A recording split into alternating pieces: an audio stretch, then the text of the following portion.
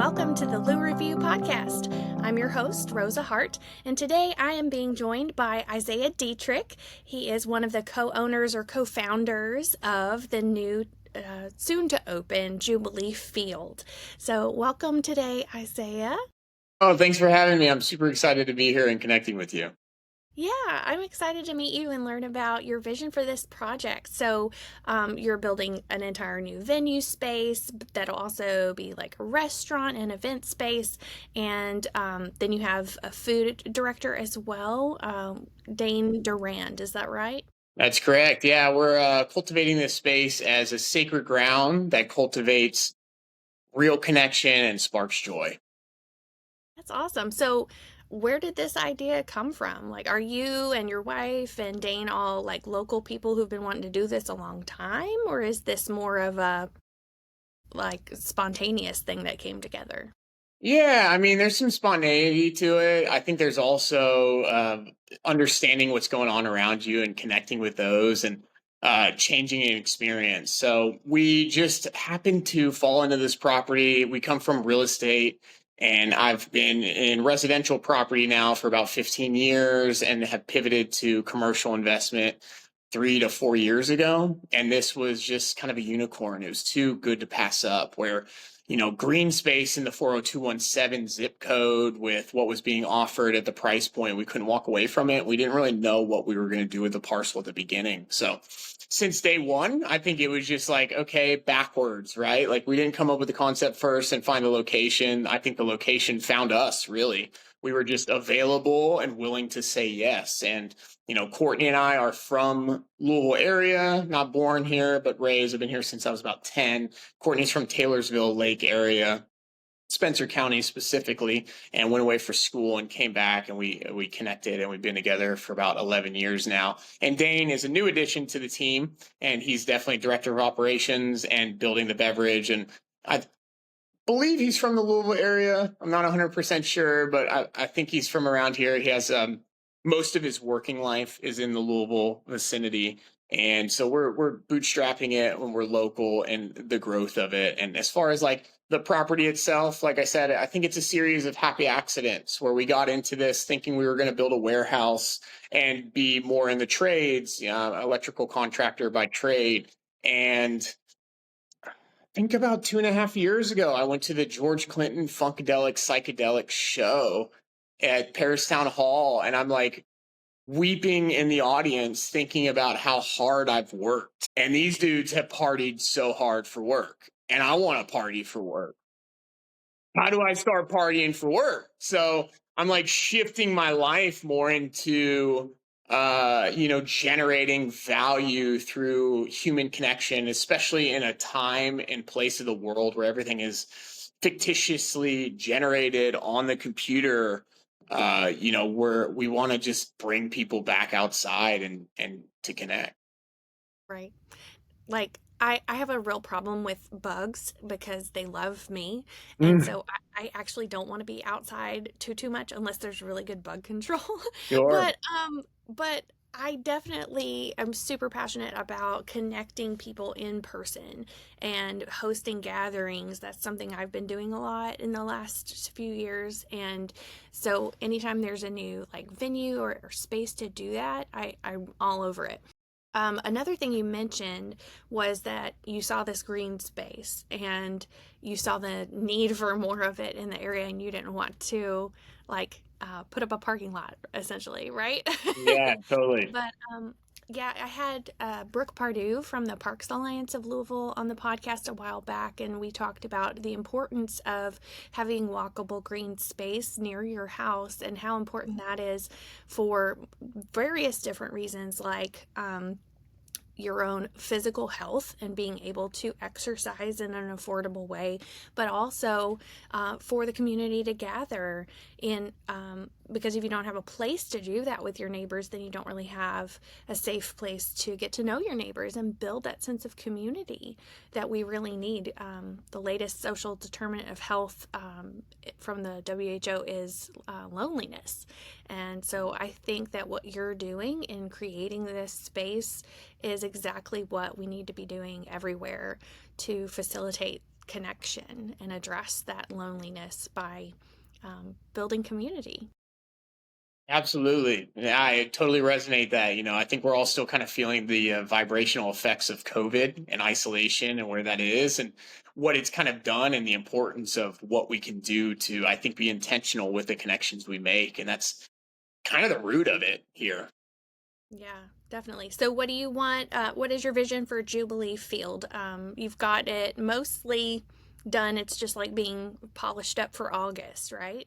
Yeah. So the real vision, I think, is to generate the framework and the space where I've taken it from the infrastructure approach, where I think everything else is kind of left up in the ether and experience of like what surprises we're going to have. And some of that is even our logo getting rebranded with some of our friends. We've created this being called Juby, and Juby is the chief of sparkles and regulation.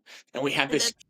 that's the little blue fuzzy thing. Is that That's a right? little blue fuzzy thing. That's Juby. Yeah, he has absolutely stolen my heart. And it's been so fun to just like play around with this idea that we could have this rule snob look so cute that you can't really get mad at him when he's like telling you how to be a good patron here at the field. So it's been kind of like fun to explore these different avenues of what it is. And I could have never dreamed about this from the beginning. Just I think being open and aware to what we can create with those around us, I think is ultimately it. So from my background as an electrician, I'm getting power and water everywhere. And then from there, we want to generate as much of a modular experience that we can to allow people that want to throw their own event the ability to be plug and play, but have their own spin on it. And that allows us to have such a space that can be repositioned to make it feel new and fresh with any event that wants to be planned here. We're even though we're kind of locked into this area, there we want to create as modular as possible where, there's so many different ways that waterfront can be set up. We want to do that with a little bit more infrastructure in place of waterfront, right? Like you have to bring everything to waterfront. Where I think our plan is to, already have the fencing in place and barriers, already have power and water in place, and generate this a la carte menu for production companies or promoters that they can just really focus on the creativity instead of focusing on, all right, where are we going to get water and power from? Well, yeah, and you even have like stalls for food trucks to park in, and that's like details that a lot of people don't think about. They're just like, "Oh, we'll call a food truck." And then they get there and they're like, "Where do you want us to park?" And they're like, "We don't know," but you've already got that built in. So I love how you've thought about that, having that infrastructure established, especially Yeah, when there's limited parking. absolutely, absolutely. It's surprised me, because I think it's always been a duh moment for me. And talking to other promoters and production companies, when I start talking about where power is and what's available, they're like, you're 99% ahead of most places. And I'm like, what, really? That's like the last thought. And that was my first thought, which, yeah, I'm like, I'm honored that I'm blessed with the tools. I don't know where they came from, good parenting and different ways to be able to have this lens and this scope to be able to, I think, yeah, just be able to cultivate that and make it, I think, inclusive for various things. And that's, I think, part of our mission here is just to network with people that love to love and where that can go. Yeah, I think it's really funny to hear because we're just meeting each other right now during this interview, and it's really funny to hear someone talk about bringing the love vibe to the community and also have such a huge priority placed on logistics. Mm. Because Yeah, yeah, it's a we really good don't have blend. that here very often. Yeah, yeah. Thank you for honoring that. Yeah, definitely. So, you don't have a date to open set in August yet, correct? Are you waiting on some Ooh, yeah. I mean, approval? with construction, it's tricky. Every time I set some sort of deadline, it turns into like, oh, we got to get it done, and there's like, that procrastination vibe of how much productivity you can get in there. Right now, we're shooting for August 8th if all the stars align. um Sometime in August safely. Yeah. And I think like, equipment, everything is landing in like a week and a half. So it's a matter of how fast we can put this puzzle together once all these pieces just kind of like hit, right? And they're going to hit so rapidly. And, we have the people in place and a good team. It's just a matter of construction hiccups. Yeah, and approvals and like things like that, right? So, Totally, um, totally. so we talked about the Jubilee Field as far as the outdoor space. What would you say is the capacity of that space? It's hard to say.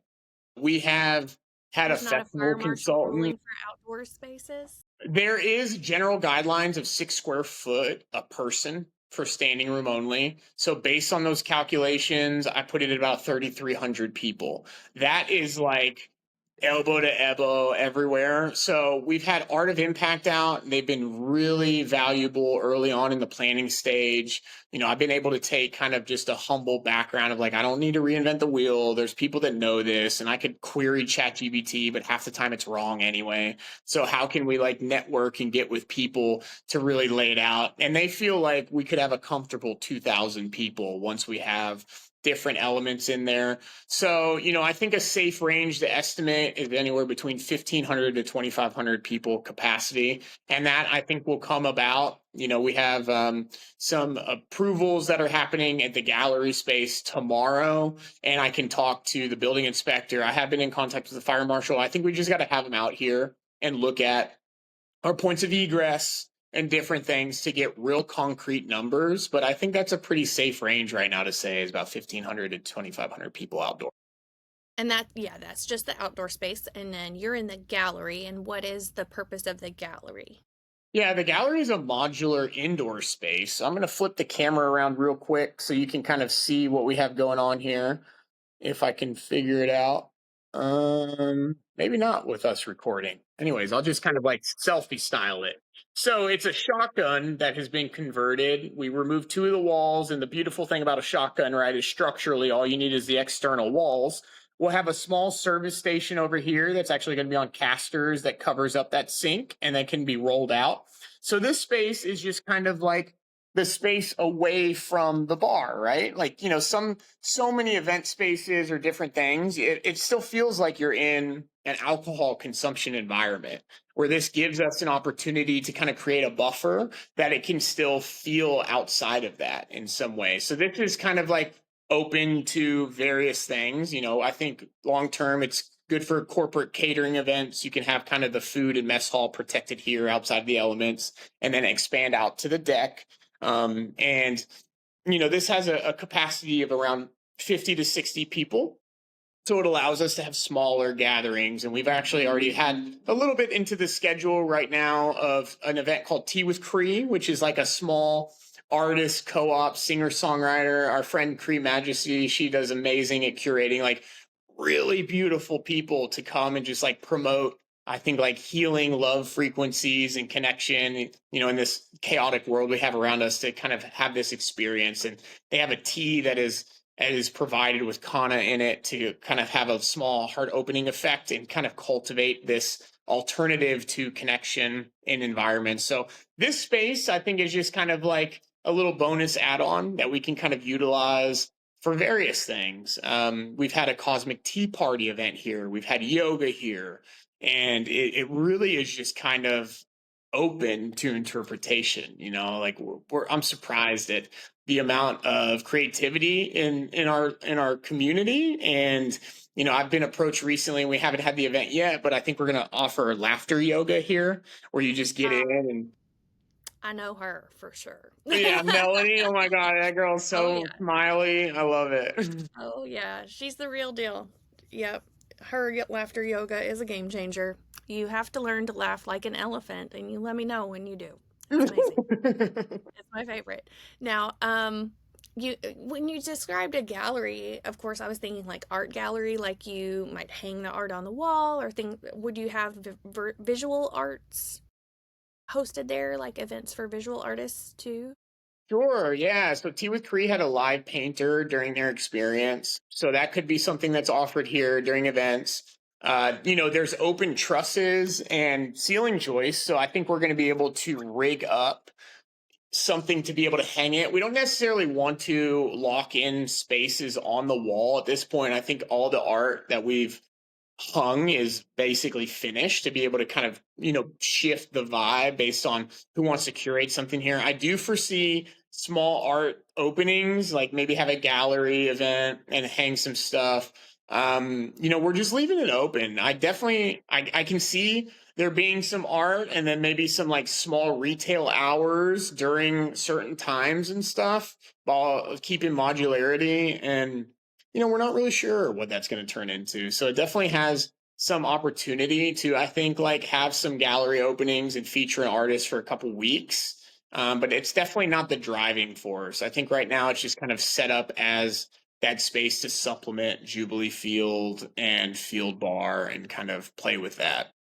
And a field bar is where people can go and actually like get their drinks and things like that. That feels more like a restaurant, correct? Yeah, Field Bar is it's a pretty simple rectangular building. It's about 30 by 45 feet with a built-in walk-in cooler outside of it, so that adds like a little 120-foot bump out.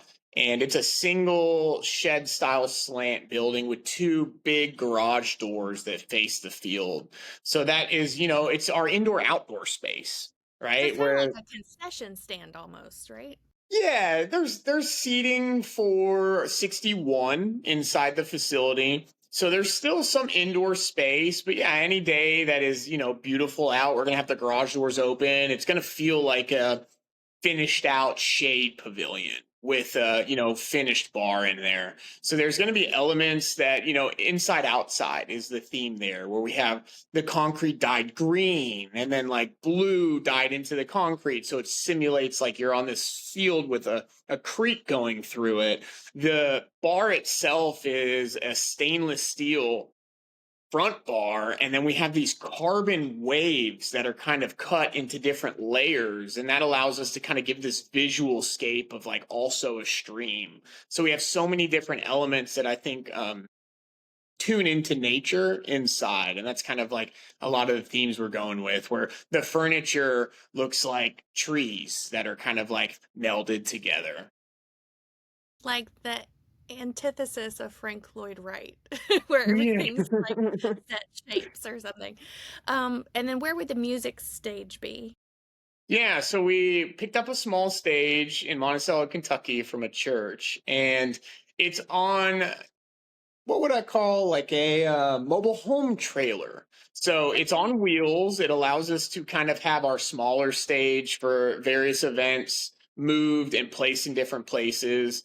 So same thing, like we really wanted to focus on modularity depending on what the event is, right? Like if we have a planned 500-person event, we're going to be able to put the stage closer to Field Bar. If it's max capacity, we put it in the back corner and then it projects sounds a little bit more. And that's just kind of, yeah, just flexibility there. Love that. I love the intentionality with the logistics in order to create the aesthetic that you're going for. Because there's so many great visionary people out there who don't really understand how things have to be put together to work. And so this is going to be really neat to see all the different ways it can come together. Um, so let's see. Um, and can you tell us again where it's located? Sure, it's located in the Meriweather-Fort Hill neighborhood at 527, well, Field Bar is at 527 East Burnett Avenue. And this is where East Hill Street goes under the 65 and turns into Burnett, just west of Snitzelberg in the Germantown neighborhood. Excellent. Excellent.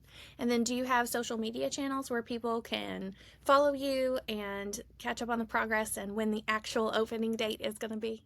Of course, yeah. I'm not, I'm too busy building, so I haven't really promoted the social, but we're ramping that up right now as like a 45-day lead time. On Instagram, it's at Jubilee Field, Jubill. I'm sorry, JubileeField. And then Instagram, Facebook is also Jubilee Field. And we have a website that's about to be launched in probably a week or two, jubileefield.com. Fantastic. And so that's where people will be able to go once it's open to make to reserve it for different events and things like that. Yeah, there's going to be reservation pages. There's going to be an input form as a food trucker if you want to be on our database list.